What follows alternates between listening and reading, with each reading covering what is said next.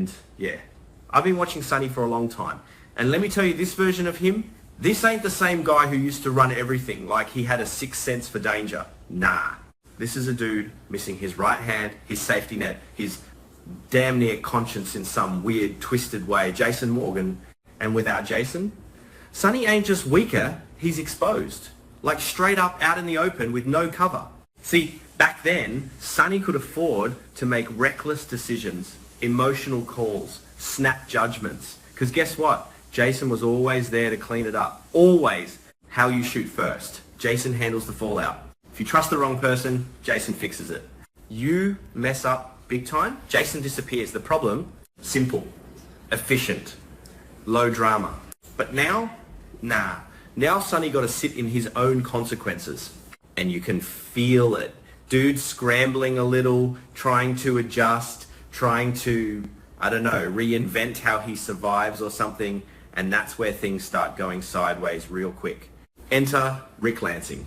And listen, I ain't buying that this was ever a smart strategic move. People keep saying, oh, Sonny needed legal backup, Rick makes sense, blah, blah. Nah, stop it.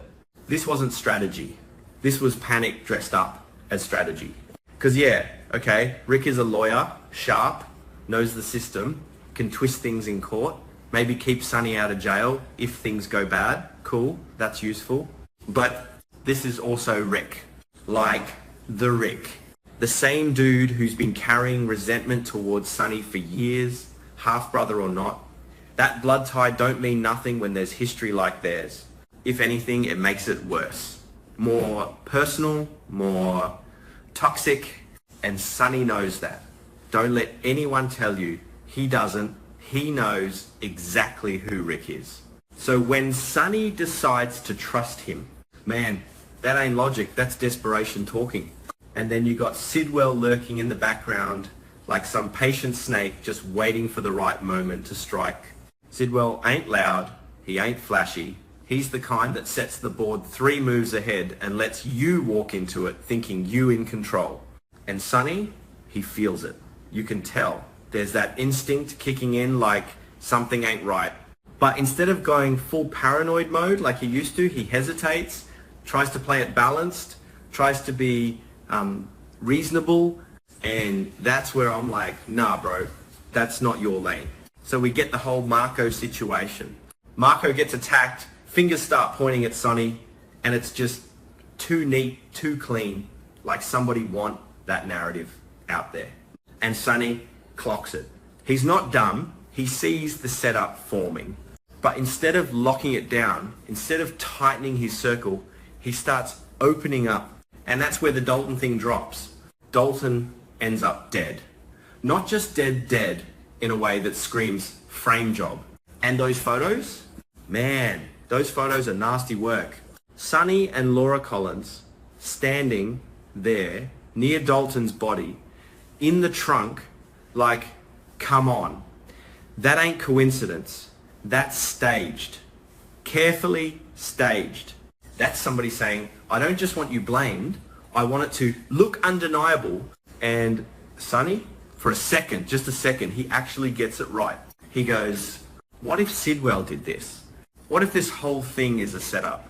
And I'm sitting there like, yes, finally, you seeing it, you connecting dots.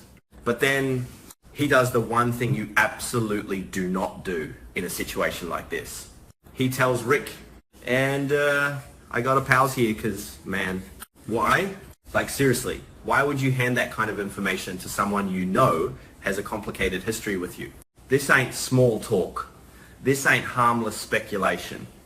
This is critical info, leverage, the kind of thing that can decide who wins and who goes down. And Sonny just lays it out. Sidwell thinks I attacked Marco. Sidwell has photos tying me to Dalton. Maybe Sidwell killed Dalton himself. He basically hands Rick the blueprint to the whole situation. And yeah, maybe in Sonny's head he's thinking, I'm bringing Rick in, making him part of the team. But nah, that's not what happens. What actually happens is Rick listens and calculates, because here's the truth, that Sonny either forgot or didn't want to face. Rick don't need a gun to take him down. He don't need muscle. He don't need violence. All Rick needs is the right information at the right time. And Sonny just gave it to him. Gift wrapped. No hesitation. And this is where the whole thing flips for me. Because Rick's helpful behavior before this, yeah, that wasn't loyalty, that was positioning. He was getting close, earning trust just enough so Sonny would lower his guard. And the moment Sonny reveals those photos exist, game over. Rick sees the play immediately. He don't gotta fight Sonny. He don't gotta outgun him.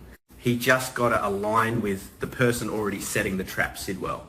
And when you think about it, that alliance, it's scary in a quiet way. Sidwell equals chaos behind the scenes setups, manipulation. Rick equals clean execution.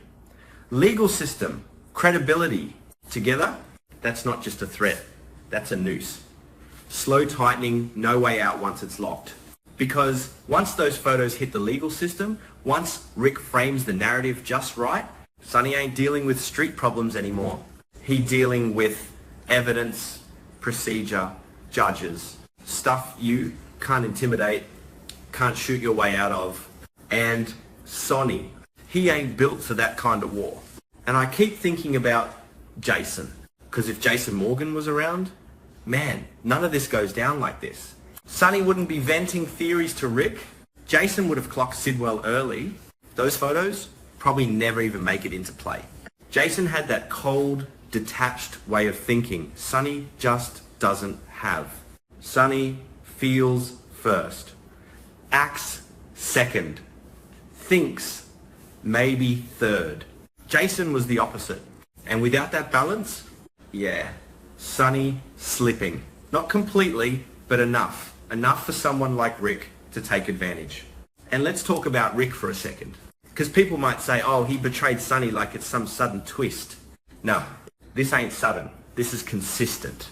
Rick has always seen Sonny as the enemy. Always. Maybe not openly all the time, but underneath, yeah, that resentment never left. So when the opportunity shows up, of course he takes it. And the way he does it, quiet, calculated, no drama. He doesn't confront Sonny. He doesn't argue. He doesn't even tip his hand.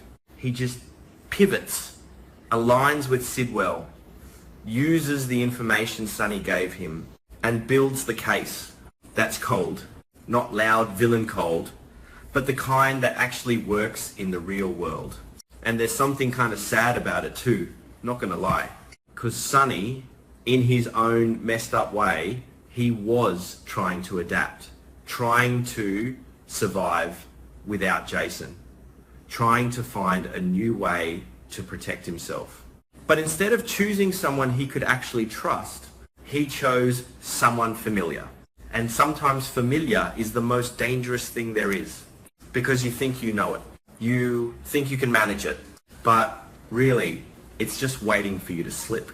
And yeah, if there's any takeaway from all this, it's kind of harsh but real. Not everybody who steps up to help you is on your side. Some people help just enough to get close, to get access, to get your guard down. And once they got what they need, they switch, just like that. So now, where we at? Sonny's got Sidwell setting him up, Rick quietly working against him, Jason gone, and evidence out there, real, tangible evidence that can bury him if it's used right. That ain't a good position. Not even close. And the worst part, Sonny kind of walked himself into it, not fully, not knowingly. But yeah, step by step, decision by decision, he got here. And I'm just sitting here thinking like, does he even realize how deep this goes yet? Or is he still out here thinking Rick's on his side? Because if he is, a man, that's the real problem right there.